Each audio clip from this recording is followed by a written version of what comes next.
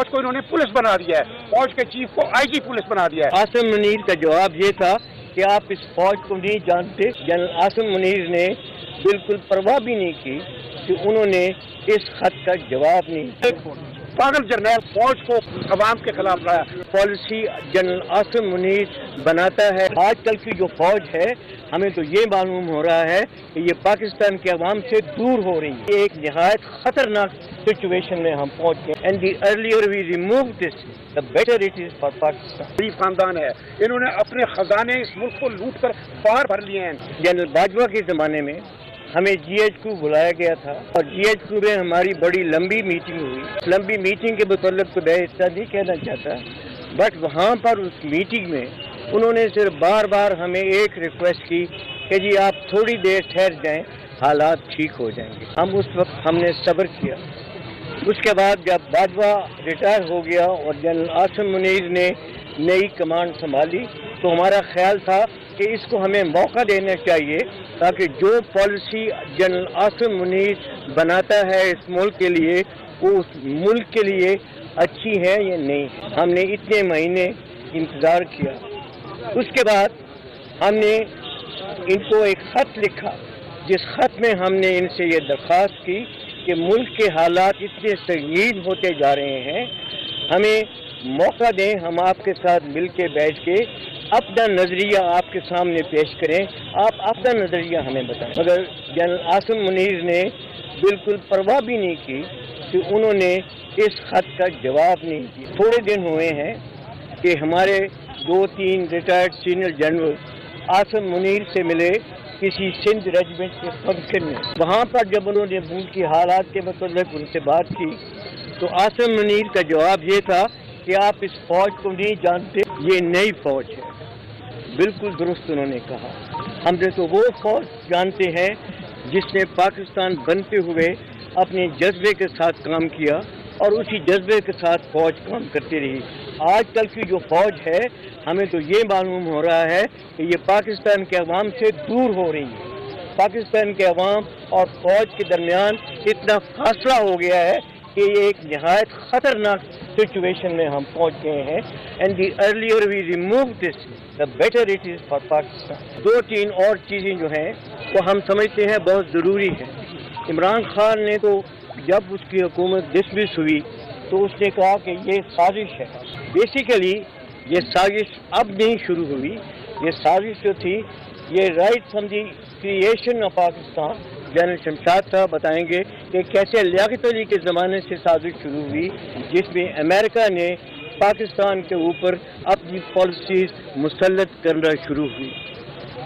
उसके बाद अयूब खान ने इस जो थी अमेरिकन हेजेमनी उसको इतना मजबूत किया कि उस ज़माने से लेकर आज तक जो भी पॉलिसीज़ पाकिस्तान में बनती हैं, ये अमेरिका की मर्ज़ी से बनती हैं, उनकी ख्वाहिश से बनती हैं। ए time has come when we have to break these shackles of the American hegemony over this country। जो मेन चीज़ हम इस वक्त कहना चाहते हैं वो ये है कि ये इस वक्त पाकिस्तान का डिफाइनिंग मोमेंट है। अगर कौम इस वक्त खड़ी ना हुई तो ये कौम जो है, ये मुल्क जो है, ये तबाह हो जाएगा। हमने इस मुल्क को बनते देखा है। हमारा जिस जज्बे के साथ ये मुल्क पैदा हुआ, हमने वो जज्बा देखा है और हम खामोश नहीं रह सकते इस मुल्क की तबाही को देखते हुए। हमारी जितनी भी अभी ज़िंदगी है हम डिवोट करेंगे पाकिस्तान की मजबूती के लिए और पाकिस्तान की सालमियत के लिए। मेरा ताल्लुक़ पाकिस्तान की उस जनरेशन से है जिसने पाकिस्तान बनते हुए देखा, इसको टूटते हुए भी देखा और आज मैं इसको बिखरते हुए देखा। और हम क्या हैं, इंडिया ने तोड़ा जरूर था पाकिस्तान को, लेकिन उस वक्त एक सियासतदान ने तोड़ा था। एक जुल्फिकार अली भुट्टो था जिसने एक पागल जर्नैल को जो रातों को सोता नहीं था उसको आगे लगाकर फौज को 75 मिलियन अवाम के खिलाफ लाया। उस वक्त ईस्ट पाकिस्तान के 75 मिलियन पाकिस्तानी थे, उनके खिलाफ फौज को खड़ा किया 30,000। तो नतीजा हुआ वो मिलिट्री डिबैकल जिससे हमारा आधा मुल्क कट गया। तो मैं कहना ये चाहता हूँ कि आज फिर वही सिचुएशन है।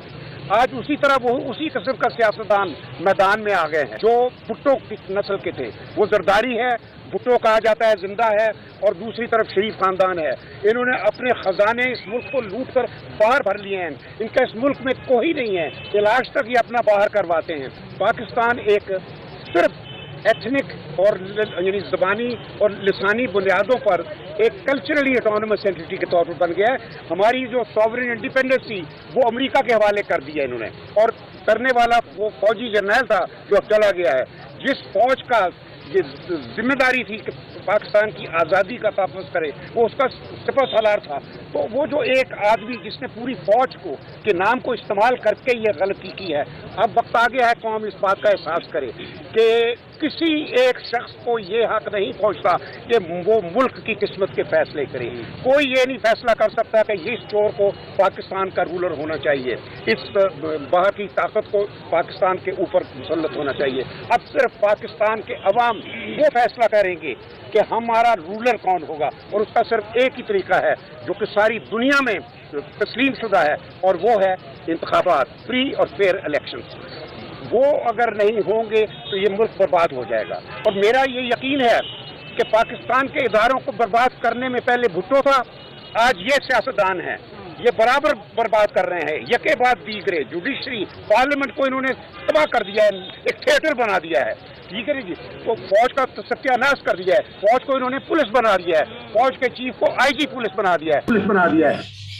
ये जनाब शमशाद हुसैन साबिक सेक्रेटरी हैं और जहांगीर करामत जो चीफ ऑफ आर्मी स्टाफ रहे हैं, वो अपने दर्द का इजहार कर रहे थे जो फील करते हैं कौम के लिए, वतन के लिए, देश के लिए। और ये सिस्टम जो रगड़ा दे रहा है अवाम उन्नास को, जिसका अवाम उन्नास से कोई ताल्लुक़ नहीं है, उसका रोना रो रहे हैं। वो बता रहे हैं जनाब जनरल साहब के GHQ में होने वाली मुलाकातों का नतीजा सिफर निकला, इसलिए कि पाकिस्तान में जो पॉलिसीज होती हैं वो उस पर इन्फ्लुएंस करता है USA, और USA की मंजूरी के बगैर यहाँ पे कुछ मुमकिन नहीं हो सकता। जो भी यहाँ पे पॉलिसी बनती है उसमें उनकी मंशा, मकसद और उनके मतलब जो वाज़े होते हैं और शामिल होते हैं। वो बताया गया कि सियासतदानों ने क्या किया। भुट्टो की एक ज़िद ने, जब वो ताकत में था, उसने पाकिस्तान तो तोड़ दिया, लेकिन अपना इक़्तिदार हासिल हर सूरत में किया। और वही बाद में जो है ना, कभी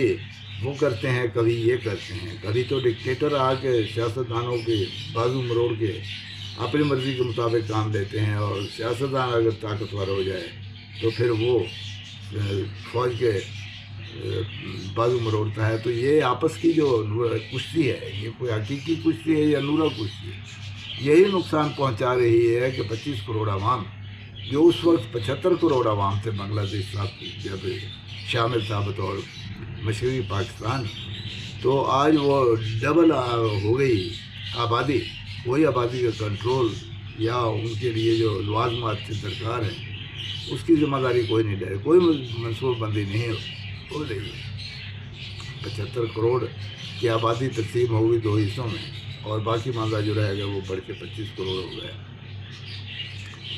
तो ये ज़माना बीता जा रहा है तेज़ी